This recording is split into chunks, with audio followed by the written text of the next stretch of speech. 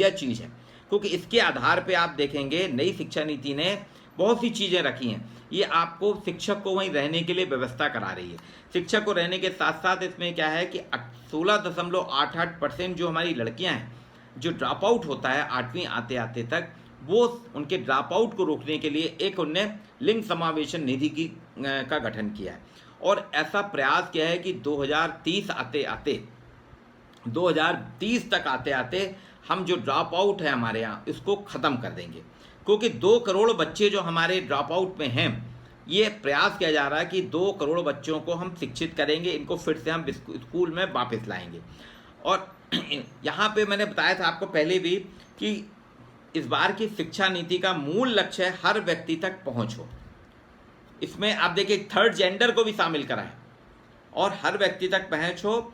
और इसमें मेन इसका फोकस जो है, हमको अक्षर प्राइमरी जो है हमारी 5वीं तक जो है जानने के लिए, मतलब हर बच्चा जानेगा कि अक्षर क्या होता है, भाषा क्या होती है, लेख क्या होते हैं, निबंध क्या होते हैं, जानने के लिए वो सीखेगा। मतलब अभी क्या है, हम रट्टा मारते हैं ना, रटन, उसमें रट्टा वाली बात ही नहीं है। वो कह रहे हैं रट्टा पद्धति हम खत्म कर देंगे। आपने जितना रटा, परीक्षा के बाद आप पूछिए, अभी परीक्षा खत्म हुई, इसके बाद अगर आप 1 हफ्ते बाद बच्चे से पूछेंगे तो बता नहीं पाता है। तो उनका कहना था ये रट्टा पद्धति हम खत्म करेंगे, हर व्यक्ति तक पहुँच हो। व्यक्ति को प्रारंभ में शुरू के 4 साल जानने के लिए सीखेगा, फिर इसके बाद वो करेगा, उसने जो सीखा है अक्षर ज्ञान और गणित सीखा, उसको करके बताएगा। वो क्या उसके मॉडल बनाएगा, चार्ट बनाएगा, तो करने के लिए। फिर इसके बाद मिडिल से आप जब हाई स्कूल में आएंगे तो समाज में रहने के लिए, यानी समाज में आप कैसे रहेंगे, समाज में रहने के लिए आपको स्किल आना चाहिए। अक्षर थ्योरी तो आपको मालूम हो गई, अक्षर मालूम हो गया, गणित मालूम हो गया, लेकिन गणित का व्यवहार में कैसे प्रयोग करेंगे। जैसे अगर आपकी दुकान है तो दुकान में आप बिजनेस कैसे करेंगे, तो लेखाविधि आपको आना चाहिए, टेक्नोलॉजी का ज्ञान होना चाहिए, प्लम्बर का ज्ञान होना चाहिए, इलेक्ट्रीशियन का ज्ञान होना चाहिए, खेती के बारे में जानकारी। अर्थात साथ रहने के लिए, समाज में जब आप रह रहे हैं, समाज में रहने के लिए आपको सारी ज्ञान आना चाहिए। आपको चिकित्सा का भी थोड़ा बहुत ज्ञान होना चाहिए, इंजीनियरिंग का भी ज्ञान होना चाहिए, खेल कूद का भी ज्ञान होना चाहिए, नेतृत्व का भी ज्ञान होना चाहिए। और इस प्रकार से कि आप आत्मनिर्भर हों, यानी पढ़ने के साथ साथ आप में कुछ क्षमताएं, स्किल भी आएँ। क्योंकि हमने बताया ना कि भारत एक महत्वपूर्ण देश है, जिसमें कि विश्व में सबसे महत्वपूर्ण है भारत की शिक्षा, लेकिन कुछ कारणों से हमारे यहाँ की शिक्षा पिछड़ गई थी। आपको बताता हूँ ना, मैंने पहले भी कहा था, 1822 में, सन 1822 में भारत में 7,32,000 गाँव होते थे, और इतनी खूबसूरती थी कि 7,32,000 गुरुकुल भी थे, यानी हर गांव में शिक्षण संस्थान था। और उसके बाद उसमें भी ये था कि 5 साल का बच्चा जब जाता था, 5 साल 5 माह 5 दिन का बच्चा ही गुरुकुल में प्रवेश करता था, घर में नहीं रहता था, वो गुरुकुल में रहता था। वहाँ पे उसको 14 साल तक वहाँ पे रह के पूर्ण मानव होके निकलता था। उसको 3 चीज़ें रहती थी, एक परिवार की जिम्मेदारी, दूसरी समाज की जिम्मेदारी और देश की जिम्मेदारी।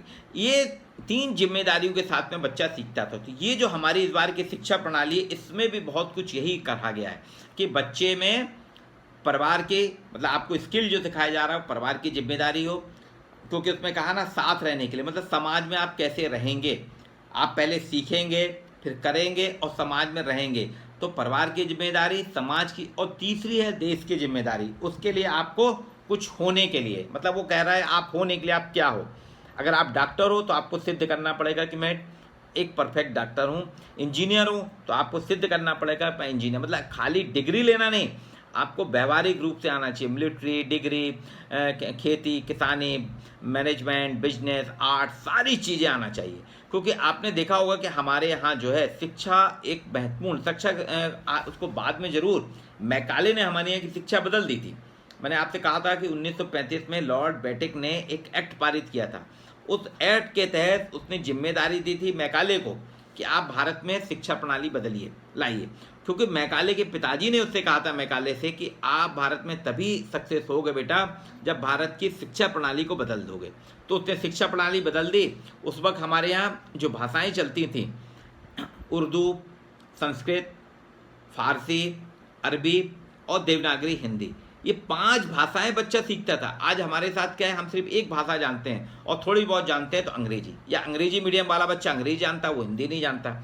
हम संस्कृत नहीं जानते, हिंदी भी हम उतनी अच्छी नहीं जानते, अंग्रेजी भी उतनी अच्छी नहीं जानते, अरबी, उर्दू, फारसी कुछ नहीं जानते। तो उस वक्त जो 5 भाषाएं जानता था, इस बार रखा गया है कि आपके 5वीं तक में आपको संस्कृत भी पढ़ना पड़ेगी, देवनागरी भी पढ़ना पड़ेगी और आपकी क्षेत्रीय भाषा भी पढ़ना पड़ेगी।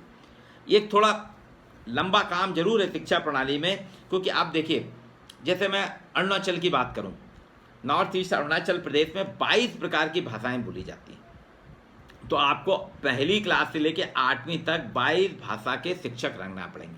मध्य प्रदेश की भी अगर अपन चर्चा करें, मध्य प्रदेश में जैसे आपके रीवा, सतना, सीधी में बघेली बोली जाती है, छतरपुर, दमोह, जबलपुर, सागर में बुंदेलखंडी बोली जाती है, टीकमगढ़ तरफ। फिर आप उधर चले जाएं इंदौर, उज्जैन तरफ, तो वहाँ मालवी बोली जाती है। थोड़ा और इंदौर के आसपास बढ़ेंगे, अलीराजपुर, झाबुआ तरफ, वहाँ निमाड़ी बोली जाती है, आपके खरगोन, खंडवा साइड में। भील लोग जो रहते हैं झाबुआ साइड, तो भीली भाषा बोलते हैं। मंडला में गौड़ी भाषा बोली जाती है। यहाँ पे आपके बैतूल साइड में जो हैं, ये कोरकू बोलते हैं। तो आप इस प्रकार देखेंगे कि मध्य प्रदेश में भी 7-8 प्रकार की भाषाएं बोली जाती हैं। तो अब ये 7-8 प्रकार की भाषाएं, ये वहाँ पे, ये स्थानीय भाषा भी कहीं भी गौड़ी में पढ़ाई नहीं होती, भीली भाषा में पढ़ाई नहीं होती, बुंदेलखंडी में नहीं होती, बघेली में पढ़ाई नहीं होती। तो यहाँ पे रखा गया, इस क्षेत्र में बच्चे को हिंदी के साथ साथ संस्कृत के साथ साथ बघेली में भी पढ़ाई कराई जाएगी। बुंदेलखंड में जो बच्चा है उसको बुंदेलखंडी सिखाई जाएगी, जो मालवा में रहता है, मालवा अंचल में, उसको मालवी सिखाई जाएगी। तो ये एक भाषा के आधार पे, क्षेत्रीय भाषा है, आपकी स्थानीय भाषाएं के आधार पे सीखेगा। इसके बाद जब स्कूल में आएगा 9वीं में, तो 9वीं से ही वो विषय चयन करेगा। अभी हम कब करते हैं, 11वीं से, 11वीं कक्षा में आए तो उनका कहना है नहीं, आप 9वीं से विषय चयन कर लीजिए और उसके बाद बदल भी सकते हैं। कॉलेज में भी मैंने बताया कि आपको 4 साल का कोर्स है, तो पहले साल में अगर आपने कर लिया तो आपको एक सर्टिफिकेट मिल जाएगा, दूसरे साल में डिप्लोमा मिल जाएगा, तीसरे साल में आपको रिसर्च के लिए ओरिएंटेड किया जाएगा। तो 3 और 4 2 साल जो है आखिरी के मिला के आपको 4 साल की डिग्री मिलेगी। इस बार की जो शिक्षा है, वास्तव में भारत में जो था, गुरु शिष्य संबंध है। हमारे यहाँ गुरु शिष्य के संबंध होते थे, उसके पर आधारित थी। गुरुकुल में वही था, गुरु शिष्य के संबंध। भक्त अरुणी की बात हम जानते हैं कि भक्त अरुणी ने बरसात में भी गुरु की बात मान के खेत की मेड़ में लेटा रहा कि खेत में जो मेड़ है वो टूटना नहीं चाहिए। तो ये गुरु शिष्य संबंध जो खत्म हो गए थे, फिर से ही जो स्थानीय भाषाएं हमने करी हैं, भाषा के आधार पे जो हम शुरुआत कर रहे हैं, इससे आप देखिए गुरु शिष्य संबंध भी मजबूत होंगे। और इसमें अभी कुछ समस्याएं तो जरूर हैं, क्योंकि अभी भी जो सर्वे हुए हैं, कुछ अध्ययन बताते हैं कि भारत में 52% स्कूल ऐसे हैं जिनके पास खुद के शौचालय नहीं है, टॉयलेट नहीं है, जहाँ पे पीने का पानी नहीं है, जहाँ पे सुरक्षा नहीं है। 52% स्कूल हैं। तो अभी तो सरकार के वो इनके पहले ये सुरक्षा की व्यवस्था कराना पड़ेगी, टॉयलेट की व्यवस्था कराना पड़ेगी, साफ़ सफाई की बात कराना पड़ेगी, पीने का स्वच्छ जल करना पड़ेगा। और शिक्षा के हिसाब से देखा जाए, प्राइमरी टीचर्स के 9 लाख पद हमारे यहाँ अभी खाली हैं। 40% 10वीं तक आते आते बच्चे ड्रॉप आउट हो जाते हैं। तो ये शिक्षा नीति जो है शुरू से बात कर रही, इसका ये कहना है कि हमको ड्रॉप आउट जो है, साला त्यागी जो हैं 40%, ये ख़त्म करना है। दूसरी चीज़, अभी कुछ चीज़ मैंने बताई ना, जैसे कि अपने यहाँ तो 7-8 भाषाएं हैं मध्य प्रदेश में, यूपी में और ज़्यादा हैं। इसके बाद नॉर्थ ईस्ट में जाते हैं, असम, गुवाहाटी, अरुणाचल प्रदेश तरफ, वहाँ 22 भाषाएं हैं। अब 22 भाषाओं की आपको शिक्षक की व्यवस्था करना पड़ेगी। वैसे भी हमारे यहाँ प्राइमरी के 9 लाख पद खाली हैं। तो ये सारी चीज़ें होने के साथ साथ ये एक मॉडल जो बनाया है, ये वास्तव में कस्तूरी रंगन जी ने 5 साल की बहुत लंबी मेहनत करी थी। इसमें 2 लाख से अधिक लोगों के आवेदन, सुझाव आए थे। उन्होंने आवेदन करे थे, लोगों ने 2 लाख से अधिक सुझाव आए हैं। उन सभी सुझावों को आप सोच सकते हैं इकट्ठा करके एक अमली जामा पहुंचाना, और उसमें से जो मोटा मोटा हिसाब निकला है, 27 मुख्य बिंदु जो बनाए हैं, उस 27 मुख्य बिंदु में ये था कि शिक्षा पे सबकी पहुंच हो, शिक्षा में समानता हो, यानी कोई भेदभाव नहीं, गांव और शहर के सारे स्कूल का पाठ्यक्रम एक होना चाहिए। ये नहीं, अभी आपने देखा हो ना, डीपीएस जो होते हैं, डीपीएस स्कूल का पाठ्यक्रम अलग है, केंद्रीय विद्यालय का पाठ्यक्रम अलग है, माध्यमिक शिक्षा मंडल बोर्ड का पाठ्यक्रम अलग है, फिर जो कॉन्वेंट स्कूल हैं, वैदिक स्कूल हैं, इनके पाठ्यक्रम। तो उनका कहना है ऐसा कोई वो नहीं होगा, ना स्कूल में ना कॉलेज में, सारे पाठ्यक्रम सबके एक समान होंगे। हर उसमें गुणवत्ता की बात कर रहे हैं, वो क्वालिटी होना चाहिए। और वहन करने योग, मतलब शिक्षा ऐसी हो जो हर कोई वहन कर सके, वहन करने लायक शिक्षा होनी चाहिए। और पांचवा सबसे बड़ा बिंदु है शिक्षा के प्रति जितने शिक्षक हैं, प्रशासन है, इस सब की अकाउंटेबिलिटी, जवाबदेही होनी चाहिए। अभी हम देख रहे हैं हमारे यहाँ कोई जवाबदेही नहीं है। अभी देखा ना, इस साल 25 मार्च से लॉकडाउन हुआ था, उसके बाद स्कूल कॉलेज सब बंद हैं, अभी कोई जवाबदेही नहीं है। सब कुछ खत्म हो गया, लॉकडाउन खत्म हो गया, सब ओपन हो गया, लेकिन स्कूल कॉलेज के लिए अभी तक जवाबदेही नहीं, सरकार ही नहीं मान पा रही है कि जनरल प्रमोशन होगा, कि आपको पास कर दिया जाएगा, कि आपको परीक्षा देना होगी, फिर आया कि आप घर में बैठ के लिख सकते हैं। ये सारी चीज़ें जो हैं ये अलग अलग हो रही हैं। तो इस पर हम देखेंगे कि वास्तव में ये जो शिक्षा नीति है ये क्या कह रही है, कि आपको एक प्रिपेयर कर रही है, आपको बना रही है कि आप इसके साथ जुड़ें, अपना सर्वांगीण विकास करें। सर्वांगीण विकास के साथ साथ आप जो जुड़ते जाएंगे, तो इसके साथ ये शिक्षा नीति जो है एक सर्वांगीण विकास के लिए 2020 में जो चालू हुई है शिक्षा नीति, ये शिक्षा नीति वास्तव में क्या है, आपको डेवलप कर रही है, आपको विकसित कर रही है।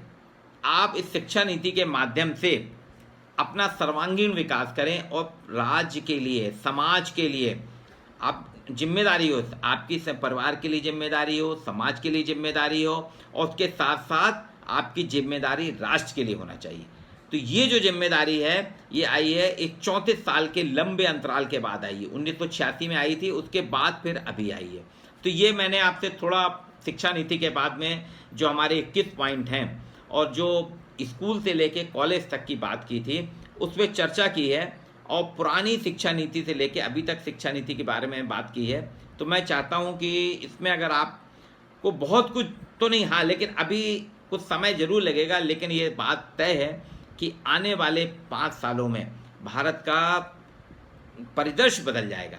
एक और चीज़ उन्होंने करी है कि यहाँ पे विदेश के जो अच्छे अच्छे विश्वविद्यालय हैं, जैसे कैम्ब्रिज है, ऑक्सफोर्ड है, हार्वर्ड है, ये सारे विश्वविद्यालय भी अपने यहाँ पे इंडिया में कैंपस कर सकते हैं। अब कुछ लोग कह रहे हैं विदेशी विश्वविद्यालयों को बनाने की क्या ज़रूरत, तो कंपटीशन की बात हो रही है ना। तो हमारे यहाँ से जो बाहर जाते थे, हमारे यहाँ के जो विद्यार्थी बाहर जाते थे, उनको रोकने के लिए भारत सरकार ने ये कहा कि यहाँ